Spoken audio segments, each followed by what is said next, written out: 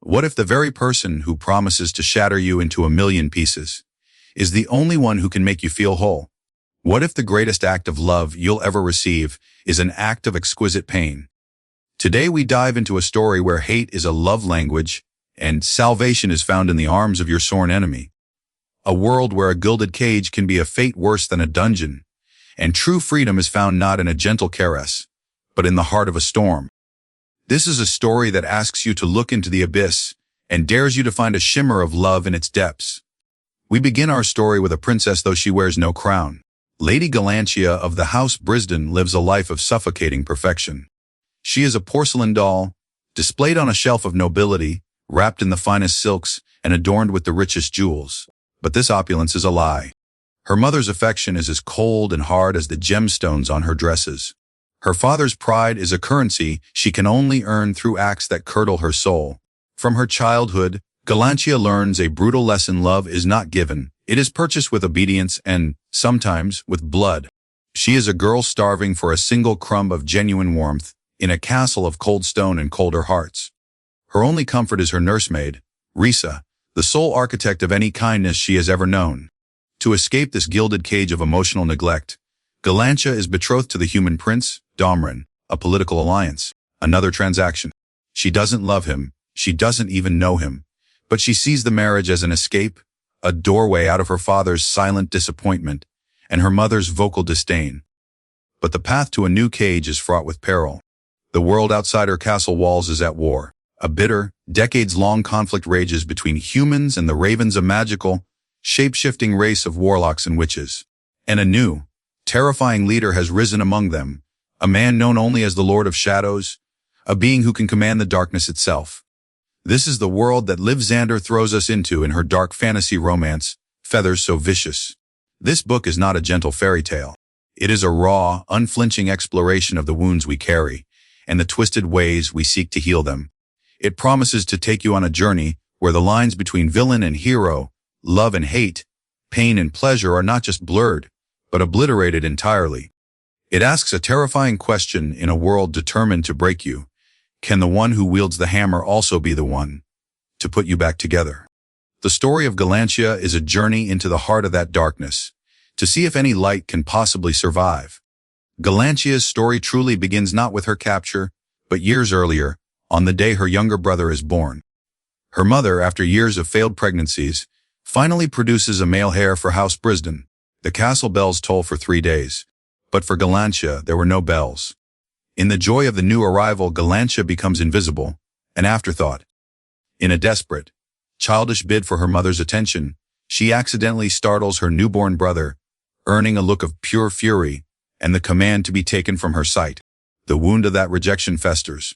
Later that day, a young raven prince, a prisoner of her father's, attempts an escape from the dungeons. Galantia, seeing an opportunity to finally earn her father's favor, tips over a basket of apples, tripping the boy. He falls, hits his head on a stone, and lies still in a pool of blood. When her father, Lord Brisden, learns that his daughter brought a filthy raven to justice, he gives her something she has craved her entire life, a single pat on the head, a moment of approval. And in that moment, Galantia learns that her value is tied to the suffering of her enemies. This single act plants a seed that will bear terrifying fruit years later. Fast forward a decade. Galantia, now a young woman, is on the road to Mamaret to marry her betrothed, Prince Domran. She is resigned to her fate, hoping only for a life away from her suffocating family. But fate has other plans. Her royal convoy is ambushed. The world erupts into chaos, screams, and the flash of steel. The attackers are ravens, and they are led by a man whose power is unlike anything she has ever witnessed. His name is Malir, the Lord of Shadows. In the ensuing horror, Galantia is captured. But the true price of her capture is paid by her nursemaid. As Galantia watches, helpless, a sadistic raven woman named Lorne, with a cruel smile on her lips, murders Risa, plunging a knife into the neck of the only person who ever truly loved her. In an instant, Galantia's world is not just shattered, it is annihilated. All the rules, the finery, the titles, they are stripped away, leaving her with nothing but grief and terror. She is dragged to the Raven's stronghold, Deepmarsh Castle, a captive of the man her people have reviled for years. Her new life is a waking nightmare. Malir, the Raven Prince, is the very embodiment of vengeance. He is the last of the royal house Kiesel, the house her father helped destroy. And as Galantia soon discovers with sickening dread, he is no stranger. He is the boy from the dungeons, the brother of the prince she killed all those years ago, and he remembers. His hatred for her is a tangible thing, a living entity that fills every room he enters. He sees her not as a woman, but as a symbol, the daughter of the man who tortured him, the face of the enemy who slaughtered his people. His torment of her is both psychological and physical. In an act of brutal ownership, he carves his house's sigil, a raven on a skull, into the flesh of her chest, a permanent mark of her new reality. He tells her, "You're mine, mine to hurt, mine to agonize, mine to break." Yet, amidst this darkness, a strange and conflicting dynamic emerges. Mylère's cruelty is not simple. It's laced with a disturbing intensity, a focus she has never known. When he hurts her, he sees her, truly sees her, in a way her own parents never did. And for a girl starved of attention, this painful focus becomes a twisted form of nourishment. Complicating things further is Sebian, Mylère's best friend and a raven pathfinder. It was Sebian who first captured her, but he was tasked with keeping her unharmed. He is charming, roguish, and seemingly kind, a stark contrast to Mylère's cold fury. Sebian, too, is a man forged by trauma. His entire family, including his bonded mate, the raven equivalent of a soulmate, was slaughtered in a raid led by none other than Prince Domran, Galantia's former betrothed. Sebian develops a protective, almost brotherly affection for Galantia, a desire to shield her from the worst of Mylère's rage and the horrors of her new life. The psychological landscape becomes a tangled, treacherous web. Galantia finds herself caught between two powerful ravens, both shaped by the war her family helped perpetuate. One wants to destroy her, the other wants to protect her, and she, against all reason, finds herself drawn to both. The central conflict of the story deepens when an envoy arrives from her father. But they do not bring a ransom. They do not bring a plea for her return. Instead, they bring a proposal. Lord Brisden, in a stunning act of political calculus and parental abandonment, refuses to trade his valuable raven prisoner for his own daughter. Instead, he offers Galantia to Mylère as a bride, a political alliance to unite their powerful houses. Galantia is no longer a hostage, she is a bargaining chip, sold by her own father to her greatest enemy. The news shatters what little hope she had left. In a fit of cold, calculated fury at this ultimate betrayal, Mylère proves just how worthless she is to him. He takes her on his lap in front of her father's men, and, with a brutal thrust of his fingers, rips through her maidenhead, defiling her, and in his eyes, destroying her value. He has been broken by her father, and now he will break her in return. From this point, the story descends into a maelstrom of dark, intoxicating romance. Galantia is now Mylère's betrothed, a pawn in a game far larger than herself. Her interactions with Mylère become a series of punishing, yet electrifying encounters. His cruelty is a constant, yet beneath it, she begins to sense something else, a flicker of shared pain, a resonance of shared trauma. He punishes her for being a Brisden, but his eyes betray a different story. Meanwhile, her bond with Sebian deepens. He becomes her confidante, the only source of uncomplicated kindness in her life. One stormy night, finding herself terrified, she flees to his chambers. He holds her, comforts her, and in a moment of shared loneliness and desperation, they make love. It is gentle caring, everything she has never had. Yet it is a betrayal of her betrothal to Mylère, further tangling the emotional knot in her heart. The world continues to unravel as Galantia learns the truth. She discovers that the Great War was not started over the honorable defense of a kidnapped bride, as she had been taught, but over greed for Erimil, the precious, magical metal of the ravens.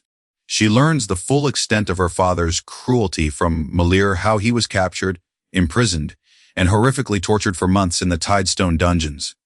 How his family, his parents, and his little sister Naya, were killed in the fall of their capital city, Valteris, a catastrophe Mylère accidentally caused with his own uncontrollable shadow magic.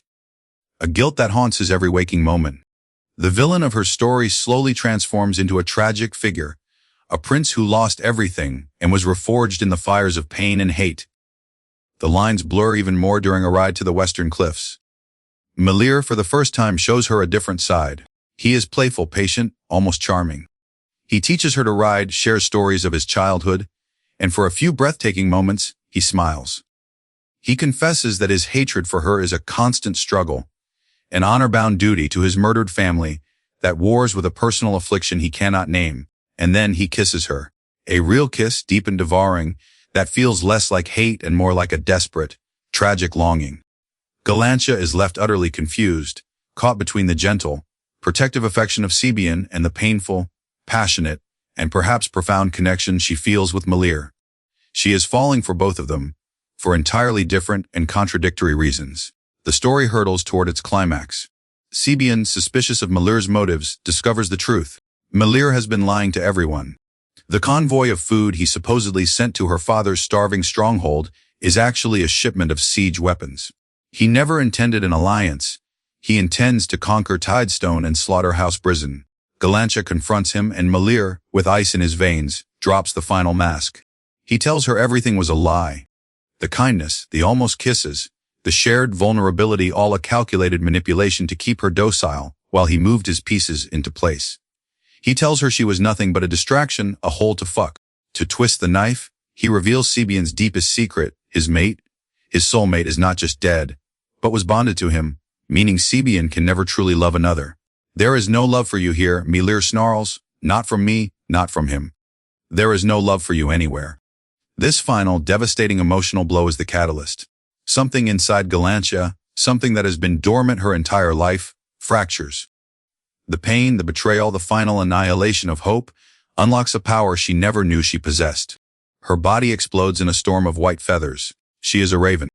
And with her heart in a million pieces, she takes flight, escaping the ruins of her life, a white raven against a winter sky. Feathers So Vicious is a masterclass in the dark fantasy romance genre, but what makes it radically different is the profound psychological depth of its characters and their relationships. This is not your typical love triangle. It's a trauma bond triangle. Liv Zander crafts a narrative where the lines between abuser and savior, enemy and lover are not just blurred. They are woven together into an intricate, and often uncomfortable, tapestry. The villain, Malir, is not evil for the sake of being evil. He is a deeply broken man, a victim of horrific abuse, whose cruelty is a direct and tragic manifestation of his own suffering. You find yourself hating him for what he does to Galantia, yet simultaneously feeling a profound empathy for the boy, who is shattered in the dungeons of her home. This complexity is what sets the book apart. It doesn't offer easy answers or clean moral lines. It forces the reader to confront the uncomfortable idea that desire can coexist with fear, and that a connection can be forged in pain as powerfully as it can in kindness. The atmosphere is thick and visceral. You can feel the cold stone of the dungeons, the heat of Malir's rage, and the sting of Galantia's tears. So who is this book for? It is for the reader who craves complexity and is not afraid of the dark. If you are a fan of sprawling fantasy worlds like those of Sarah J. Maas but wish they had sharper teeth and delved into more psychologically gritty territory, this book is for you. If you appreciate character-driven stories where the internal journey is just as epic as the external conflict, you will be captivated. It's for anyone who loves a true, high-stakes enemies to lovers arc, one that feels earned, dangerous, and utterly consuming. However, this book is unequivocally not for the faint of heart. If you are looking for a light, comforting romance, you should steer clear. The story contains explicit scenes and deals with heavy themes including psychological abuse, dubious consent, extreme violence, and deep-seated trauma. Liv Zander does not shy away from the darkness, and readers who are sensitive to these triggers should heed the author's own content warnings. This is a book for those who are willing to walk through the fire with the characters, to feel their pain and their twisted pleasure. The single most valuable takeaway is a profound understanding of how trauma shapes us. It's a story that suggests that sometimes the only way to heal is to embrace the broken pieces, and that love, in its fiercest and most unconventional forms, can be a force of both destruction and incredible transformation. It will leave you questioning the very nature of love, hate, and redemption long after you've turned the final page. To truly understand how a tormentor can become a savior, and how a princess can find her power, not in a palace but in a dungeon, you have to experience this story for yourself. We've journeyed through the shadows of Galantia's story. We've felt the heat of Malir's rage and the warmth of Sebian's care. But this summary is just the map. Reading the book is the journey itself. It's a plunge into an icy sea, a flight on broken wings toward a storm. To truly feel the weight of their choices and the shocking, gut-wrenching twists of the narrative. You have to let Liv Xander's words wash over you. The story, as you now know, ends on a breathtaking cliffhanger, and the journey is far from over. This is not just a book.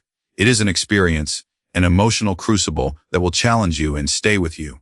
So, if you are ready to have your heart broken, and then painstakingly pieced back together in the most unexpected way, the link to purchase Feathers So Vicious is in the description below.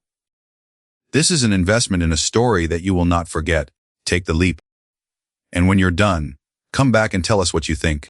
Don't forget to like this video and subscribe for more deep dives into life-changing books.